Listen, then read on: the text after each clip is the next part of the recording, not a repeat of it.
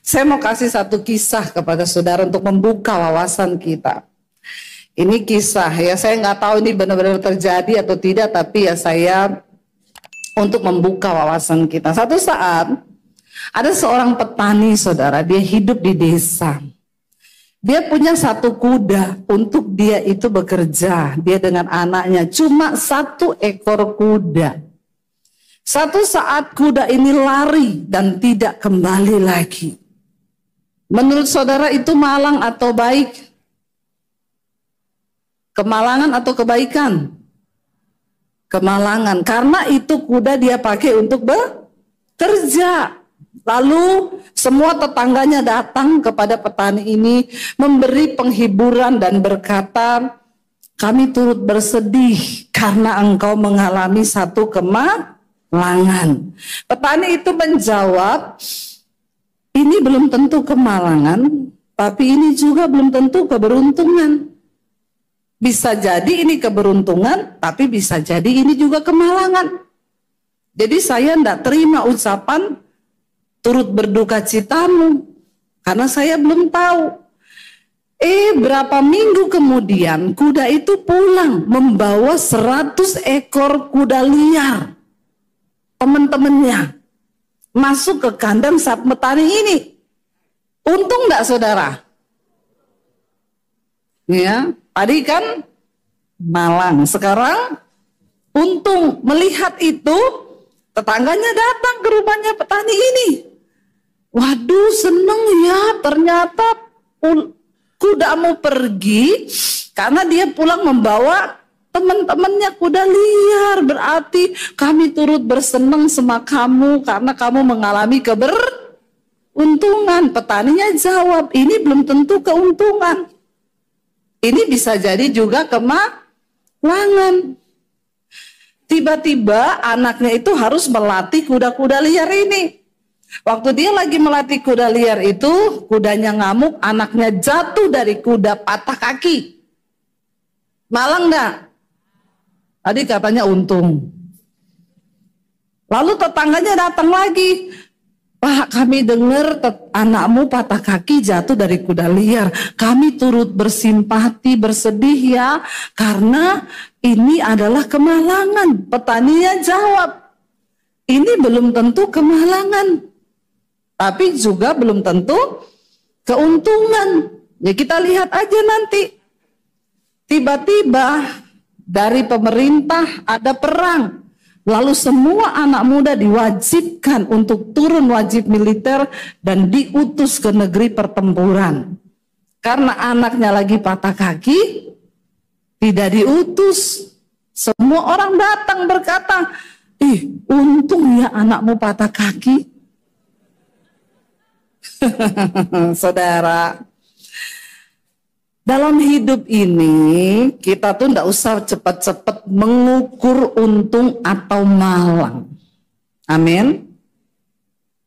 Satu hal Alkitab berkata begini, rencana Tuhan bagi hidup kita itu yang terbaik. Tapi saya mau tanya, apakah rencana Tuhan itu hanya yang enak-enak saja? Enggak. Apakah mengikut Tuhan itu hanya yang enak bagi daging, yang kelihatannya untung, karena manusia selalu berpikir untung itu enak, untung itu pokoknya semuanya manis, makanya Imlek makan yang manis. Apakah ikut Tuhan begitu? Kita tahu bahwa rencana Tuhan itu terbaik bagi hidup kita.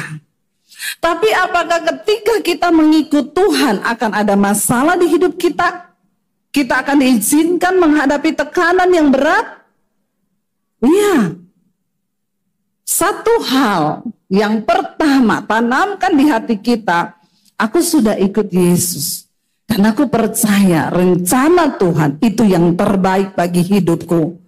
Entah itu malang, entah itu enak, entah tidak enak. Pokoknya aku percaya di dalam Tuhan. Rencananya yang terbaik. Yang kedua saudara, mari lihat bersama Roma pasal yang ke-8 ayat 28. Ini ayat hafalan kita semua. Roma 8 ayat yang ke-28 saudara. Dikatakan di sana, kita baca bersama 1, 2, 3.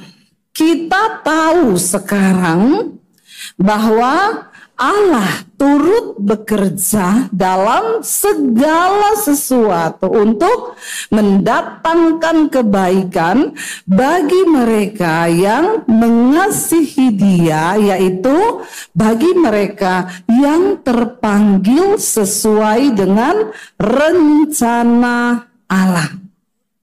Ayat ini dengan jelas berkata, kita tahu sekarang. Jadi kalau sekarang saudara belum tahu, saya kasih tahu. Amin. Karena banyak orang Kristen yang ikut Tuhan tanpa pengenalan yang benar akan Tuhan. Jadi dia pikir ikut Tuhan tuh enak-enak saja. Kalau aku sudah ikut Tuhan, masa aku mengalami begini-begini? Makanya saya kasih tahu sekarang. Supaya seperti ayat ini berkata, kita tahu kapan? Sekarang. Sekarang saudara harus tahu. Jangan pura-pura tidak tahu. Coba colek kanan kirimu. Kamu harus tahu sekarang. Ya, harus tahu sekarang ya. Apa yang harus kita tahu? Bahwa apa? Allah turut bekerja dalam segala sesuatu. Saudara, saya mau tanya, kalau Alkitab berkata dalam segala sesuatu, berarti itu yang enak-enak aja enggak? Enggak. Segala sesuatu itu berarti termasuk yang tidak enak. Di situ pun Allah turut bekerja. Kita harus percaya sekarang ya. Jadi tidak ada lagi orang Kristen, terutama jemaat GSJS Surabaya. Gak ada lagi yang protes ketika sesuatu terjadi di luar yang kita inginkan. Karena kita tahu, sekarang kita tahu. Diulangi lagi, hari ini kita tahu bahwa Allah itu turut bekerja dalam segala sesuatu untuk mendatangkan apa? Kebaikan.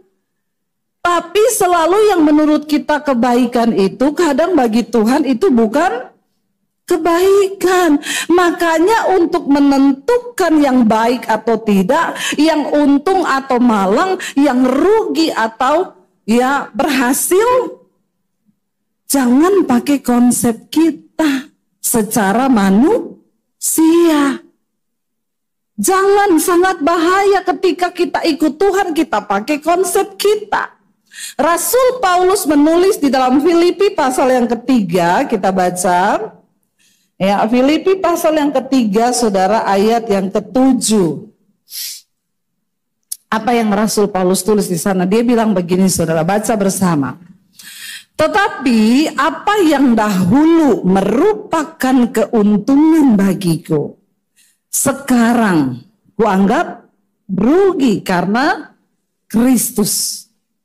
Loh, dulu saudara, ketika Rasul Paulus belum mengenal Tuhan, dia punya konsep tentang keuntungan. Ternyata berbeda dengan konsep keuntungan yang dari Tuhan. Makanya setelah dia mengenal Kristus, dia bisa menulis ayat ini. Tetapi apa yang dahulu merupakan keuntungan bagiku, sekarang ku anggap rugi karena Kristus. Saya dulu pernah melayani ada seorang anak muda, saudara, di Solo. Jadi saya dan suami di dalam pelayanan kita ketemu ya sama anak muda ini. Dia main gitarnya itu hebat, jago main gitar. Lalu saya bilang sama suami saya, aja dia pelayanan di gereja loh, dia punya karunia bagus. Lalu teman-teman di pelayanan bilang gini, mbok tak kasih duit, nek kamu bisa bawa dia balik ke gereja. Dia itu sudah kepahitan sama orang gereja. Dia kepahitan sama orang Kristen. Lalu kami berdua, ya udahlah, coba yuk kita deket dia. Nggak ada yang mustahil lah bagi Tuhan. Lalu kami main, dia dulu punya counter jualan HP. Kita datang, kita ngobrol. Kenapa kamu nggak kembali ke Tuhan? Ngapain gereja-gerejaan orang Kristen tuh semua munafik? Gini. Ya sudah. Ya kita datang lagi saudara. Tapi sambil kita doakan Tuhan bahwa dia kembali Tuhan. Karena dia punya karunia bagus ya. Tiba-tiba kami main ke toko HP-nya berdua sama suami. Tiba-tiba dia cerita, Bu, toko saya ini kan gabung sama rumah. Saya tinggal di belakang, di depan toko. Kenapa? Ada setan. Wah, Tuhan turut bekerja toh dalam segala perkara nih. Saya bilang, terus anakku sakit-sakitan terus. Jadi di rumah itu ada satu kamar yang sama yang punya rumah itu dia bilang tidak boleh dibuka. Jadi setiap kali anaknya lewat situ teriak-teriak ngomong setan, nunjuk-nunjuk ke kamar itu. Saya bilang sama dia, setan itu hanya bisa dilawan sama kuasa Tuhan. Biar kau tempel kertas merah, bendera merah, tidak bakal lari tuh setan. Amin. Ya hanya kuasa Tuhan yang sanggup. Oh gitu ya, terus aku harus bagaimana? Ayo kita persekutuan di rumahmu. Saya sama suami saya datang. Kita nyanyi-nyanyi di rumahnya, kita persekutuan, saya khotbah saudara, nggak dikasih PK loh, enggak. Jangan menganggap semua pelayan itu harus dapat PK, harus gini-gini ya. Saudara, ayo kalau ada jiwa yang saudara gumuli, ayo karena satu orang bertobat, seisi surga bersorak. Dan ketika engkau bisa membawa satu jiwa kembali kepada Tuhan, engkau dapat mahkota kehidupan. Bilang amin. Lalu saudara kami datang setiap hari ke rumahnya. Setelah mulai kami pelayanan di situ, puji-pujian, dia bilang ada perubahan. Anakku sekarang nggak pernah lagi nunjuk-nunjuk setan, ya. Kan saya doain, saya pengurapan di rumah itu. Sekarang nggak pernah sakit-sakitan. Dulu uangnya itu bocor terus untuk anaknya berobat. Sekali sakit ke dokter anak tuh mahal. Puji Tuhan. Kita terus persekutuan di situ. Lalu saya mulai ngomong soal rokok. Dia perokok berat. Dia perokok berat. Saya kasih tahu soal rokok gini-gini. Dia bilang, masa sih rokok menghalangi keselamatan? Ya nanti kamu rasa aja sendiri tubuhmu itu bait Allah, bait Roh Kudus gini-gini. Besoknya kita satu saat datang dia bilang ini, Bu, aku tadi malam dibangunkan loh tengah malam. Kenapa? Tiba-tiba disuruh baca Alkitab, pas aku baca, tidak tahukah kamu bahwa tubuhmu itu bait Allah, bait Roh Kudus? Jangan barang siapa membinasakan bait Allah, maka Allah akan membinasakan dia. Saya langsung ingat itu rokok, Bu. Langsung saya remet-remet, sejak hari itu dia berhenti rokok. Amin. Yang perokok katakan amin. Nggak ada yang mustahil bagi Tuhan, amin. Akhirnya dia lepas rokok, saudara. Ya, segala prinsip-prinsip yang dulu dia pegang bukan berdasarkan kebenaran, mulai diubah Tuhan karena mendengar firman. Satu kali dia cerita sama saya dan suami begini, saya mau cerita sama kalian, kenapa? Saya itu kan jualan HP, itu biasa. Kalau maling itu ada bus turun dari Surabaya di terminal. Nggak lama maling itu datang ke tokonya, bawa karung. Bos, 15 juta aja. Saya nggak lihat lagi barangnya. Ada handphone, ada iPad, ada laptop. Satu karung, dibayar saudara. Lalu dilihat dijual, dia dapat keuntungan bisa berlipat ganda. Tapi itu barang hasil curian. Dia mulai terbuka karena kebenaran mulai mengusik hatinya. Alkitab berkata kebenaran itu memerdekakan orang, amin. Loh, dulu ketika dia belum mengenal firman, buat dia itu keuntungan. Makin sering maling datang, makin seneng, makin dapat cuan. Tapi apakah itu yang Tuhan mau? Apakah itu keberuntungan di mata Tuhan? Banyak orang hari ini dengan cara-cara yang salah cari uang. Saya bilang sama dia, oh aku ngerti sekarang. Kenapa anakmu sakit-sakitan terus? Saudara dengar baik-baik. Sering kali uang kita tuh bocor. Yang pertama, karena uang itu didapat bukan dari hasil kebenaran. Tapi untung. Bocornya di mana? Anaknya sakit, kemalingan rumahnya, mobilnya rusak. Yang kedua, uang itu bisa bocor kalau saudara nggak pernah menabur, pelit. Nggak usah angkat tangan yang pelit. Ya, saya khotbah nih. Saudara tidak pernah menabur, ingat uang itu bukan dari kita, kekuatan kita loh. Itu Tuhan titipkan. Tuhan titipkan, ya. Kalau kita nggak pernah nabur, ya, kolekte aja, kalau mau kolekte tuker duit dulu di warung. Sampai supir taksi tahu loh, saya pernah naik taksi di Jakarta. Dia kasih kembali saya uang 1.000-1.000-an. Pak, ini kenapa uangnya begini semua loh? Ibu mau ke gereja toh? Biasa orang Kristen kalau tukar uang minta kembalian kecil Bu untuk kolekte katanya. Sampai supir taksi tahu. Bikin malu nggak orang Kristen itu? Kenapa saya bicara ini ya? Saya enggak ngomong sama Pak Michael tuh nggak pernah singgung-singgung duit loh kalau ngomong sama saya. Tapi kalau saya bicara soal ini berarti nih ya ada roh-roh pelit di sini nih. Maaf ya, maaf. Saya paling enggak mau dititipin sponsor. Apalagi kalau saya khotbah di gereja, Bu, tolong ya nanti khotbahin tentang perpuluhan ya. Saya langsung gini, pret. Saya paling tidak mau dititipin khotbah. Tapi kalau Tuhan bicara, saya kasih tahu. Amin. Engkau akan melihat tahun kemurahan Tuhan. Kalau engkau menabur, saudara.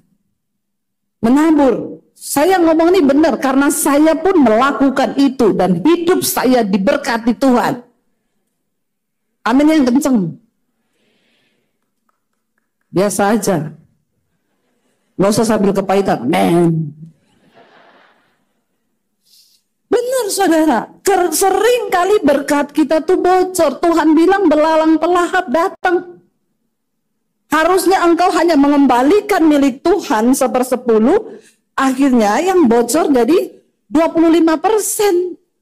Benar ini. Sakit, berobat. Itu belalang pelahap loh. Ya. Mobil tabrakan, bocor ban atau rusak. Akhirnya kau perbaiki habis puluhan juta. Itu juga belalang pelahap. Mari kita mulai, jangan cuma berdoa untung, tiap tahun untung, tapi nggak pernah mau menabur. Emang Tuhan itu siapa? Mau kita bohongin?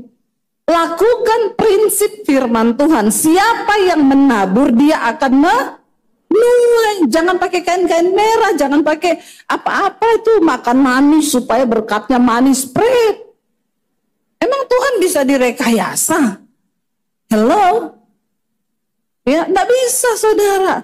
Ketika kita melakukan firman, maka itu terjadi kalau kita mengimani. Ya.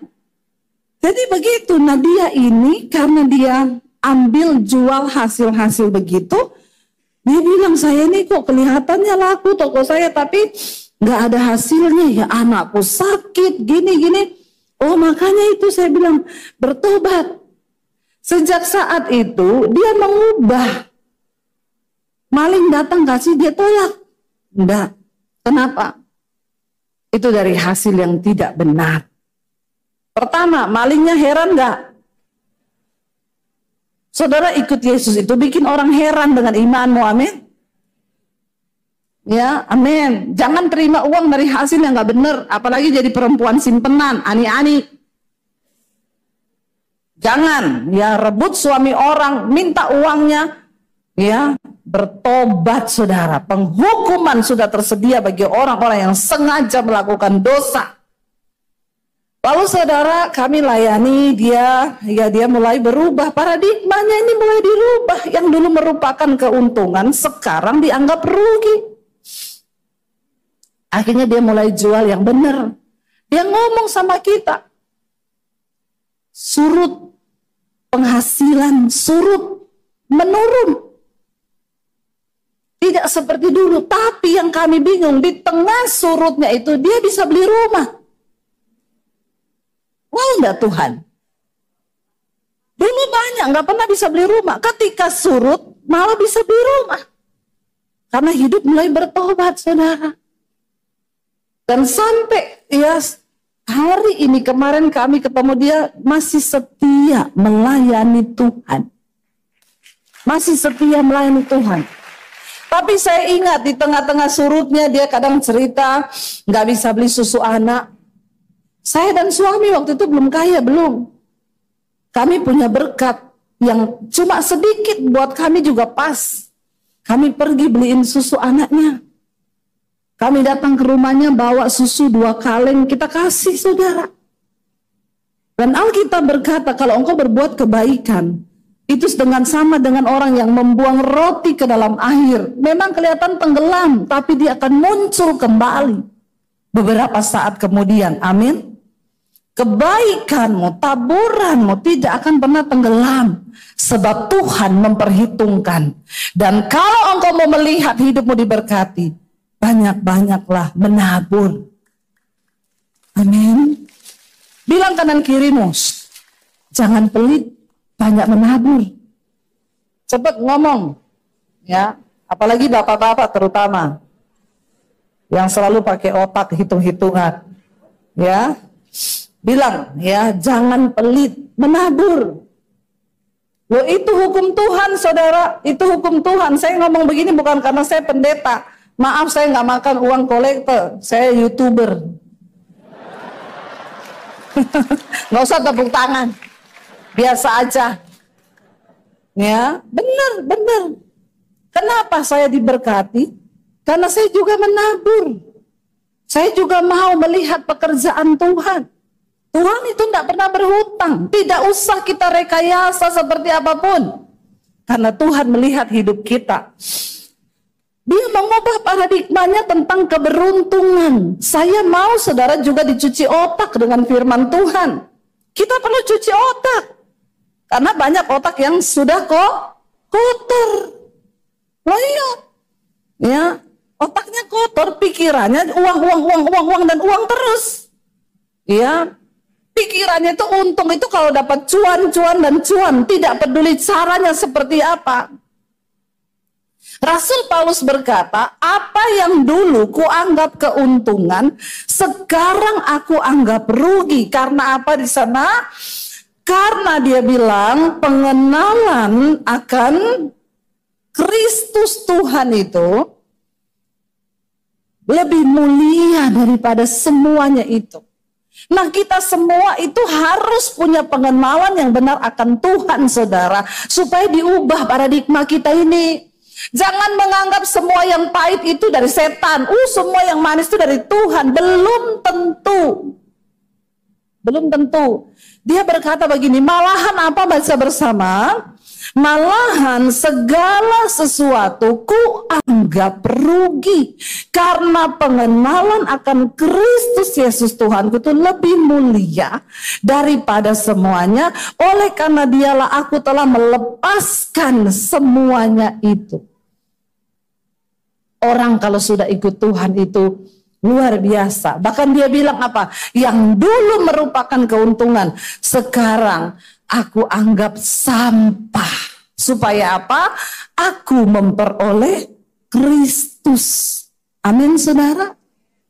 Ya, tinggalkan semuanya merupakan keuntungan dulu bagi kita itu harus kita anggap sampah. Malahan segala sesuatu tuh kuanggap sampah, ya. Apakah pemahaman kita tentang hidup ini? Oh, kalau dapat uang banyak tuh untung. Oh, kalau ini, apakah kita ikut Tuhan hanya seneng-seneng? Apakah kita ikut Tuhan ya Kayak petani tadi, kudanya hilang, dibilang ya sial hidupmu. Ternyata balik kudanya bawa banyak kuda. Untung ya. Dan itu nggak bisa ditiru. Kalaupun tetangganya mau coba lepas kudanya, dia benar-benar hilang. Iya enggak saudara? Karena Roma 8 ayat 28 tadi berkata, kita tahu sekarang bahwa Allah turut bekerja. Saudara, kalau Tuhan yang turut bekerja, wow enggak?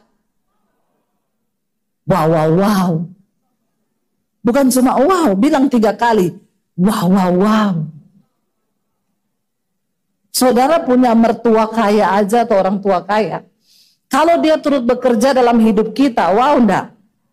Wow, ya. Tapi jangan kau harapkan mertuamu. Jangan kau harapkan orang tuamu. Taruh harapanmu kepada Tuhan. Mertua kaya aja turut bekerja udah wow kan? Apalagi Tuhan yang empunya segalanya. Kalau dia turut bekerja dalam hidup kita, maka apa? 3 kali dong.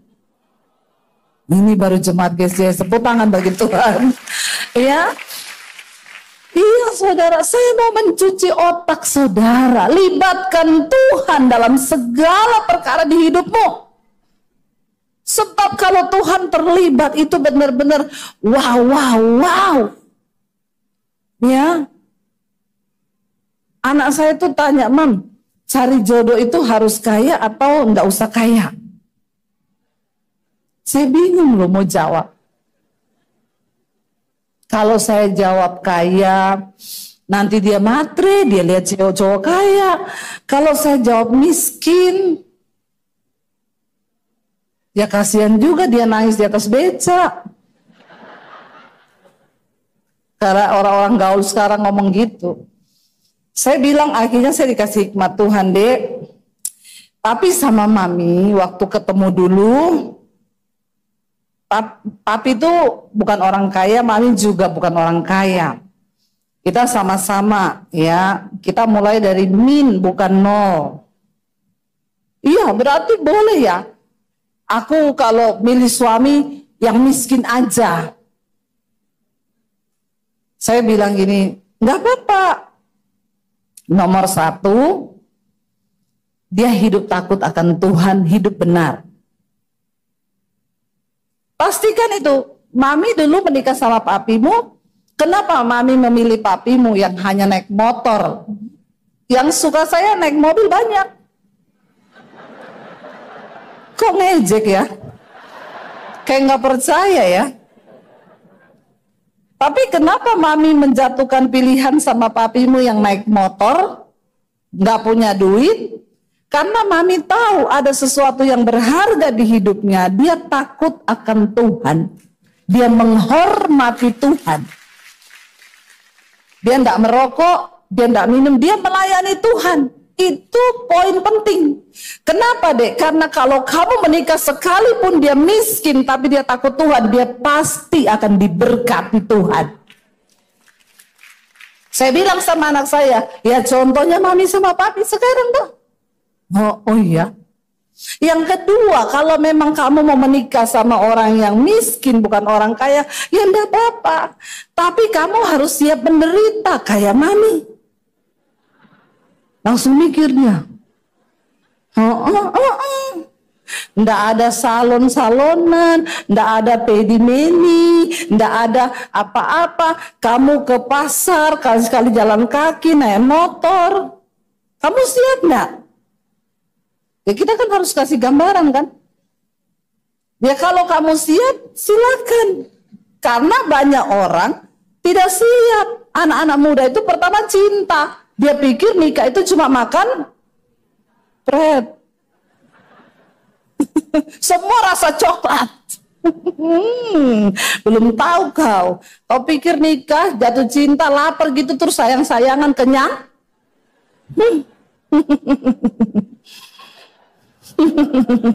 Ini anak-anak muda ini perlu dikasih gambaran supaya kalau pacaran kau tidak lupa diri, pikir masa depan. Kau pikir setelah kau dibelai itu cinta? Kalau kau lapar biar dibelai sama suamimu, emosi kau. Karena ya saldo kurang itu penyebab kemacetan. Ya kecuali kau siap menderita. Saya bilang sama anak saya, yang pertama asal dia hidup benar itu dulu ya. Miskin enggak apa-apa, karena banyak orang udah miskin, kurang ajar lagi sama Tuhan. Yang kayak begitu jangan kau pilih. Mau seganteng apapun, makan tuh ganteng. Ya, enggak usah. Ya, pilih yang menghormati Tuhan. Karena kalau dia menghormati Tuhan, dia pasti diberkati Tuhan. Itu kuncinya. Ya, dan kedua, kamu siap menderita enggak? Di situ anak saya mulai mikir. Nah itu dia Mam, kayaknya aduh kalau menderita ya. Makanya anak saya yang nomor 3 sekarang, dia kan kelas 3 SMA. Protes terus. Aku nih loh ke sekolah naik ojek terus, mobil ada, nganggur. Kenapa aku nggak diantar ke sekolah? Itu memang prosesnya nak. Kakakmu 2 sampai SMA dulu naik ojek. Jadi kamu tidak bisa melampaui. Tapi kan dulu memang mami belum punya mobil. Ya walaupun sekarang mami sudah punya mobil, kamu tidak boleh menikmati itu. Kamu naik ojek dulu sampai selesai. Ya kenapa harus begitu? Aturannya mami. Kalau masih jadi anak saya, kalau tidak mau ya silakan cari orang tua lain. Loh, kita harus didik anak keras loh saudara. Kenapa banyak generasi rusak? Orang tua salah didik sama anak. Kalau saudara bisa kasih anak uang, lalu hari ini dia bilang, "Mah, aku sekolah minta jajan tiap hari 1 juta." Saudara kasih? Saudara kasih nggak? Setiap hari dia jajan sekolah 1 juta? Itu orang tua gila. Benar nggak? Ya, saya bisa kasih kamu 1 hari 1 juta. Tapi nggak mungkin, kagak, jangan mimpi kali ya. Ya, karena kalau kita kasih 1 juta dia nggak sekolah. Sampai di puncak dia sama teman-temannya. Tuhan juga begitu. Dia menguji orang yang dikasihinya. Dia mengajar orang yang dianggapnya anak.